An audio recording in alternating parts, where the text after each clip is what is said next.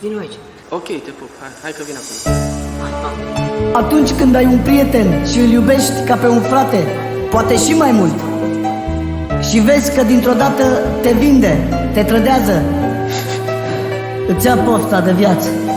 Nu merită trădătorii să-i consideri frați, că doar în perversitate sunt calificați. Prietenii de lângă tine au un gând ascuns, la fel cum avea și Iuda față de Iisus. Nu merită trădătorii să-i consideri frați, că doar în perversitate sunt calificați. Prietenii de lângă tine au un gând ascuns, la fel cum avea și Iuda față de Iisus. Din partea mea, Mihăiță Piticu, dedic această melodie pentru bunul meu prieten, pentru Marius Niculae, cel mai bun fotbalist. Ce alegere greșită, mă uit până la moarte, pe omul frate cu Iuda l-am ținut aproape. N-am putut să cred ce vorbe eu ieșit din gură, mai bine îmi dădeam o palmă și o jurătură.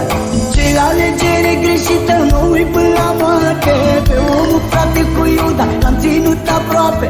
N-am putut să cred ce vorbe eu ieșit din gură, mai bine îmi dădeam o palmă și o jurătură. Nu merită trădătorii să-i consider frați, că doar în perversitate sunt calificați. Prietenii de lângă tine au un gând ascuns, la fel cum avea și Iuda față de Iisus. Nu merită trădătorii să-i consider frați, că doar în perversitate sunt calificați. Prietenii de lângă tine au un gând ascuns, la fel cum avea și Iuda față de Iisus.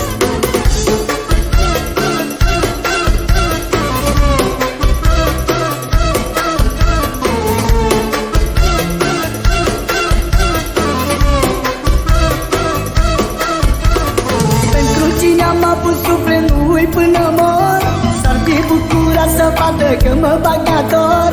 A făcut atâtea scheme să tragă pe mine, în loc să țină aproape la rău și la bine. Pentru cine am avut suflet, nu uit până mor, s-ar fi bucurat să vadă că mă bag ador. A făcut atâtea scheme să tragă pe mine, în loc să țină aproape la rău și la bine.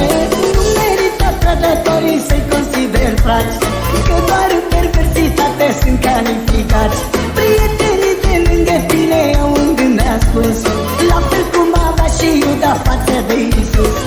Nu merită trădătorii să-i consider frați, că doar în perversitate sunt calificați.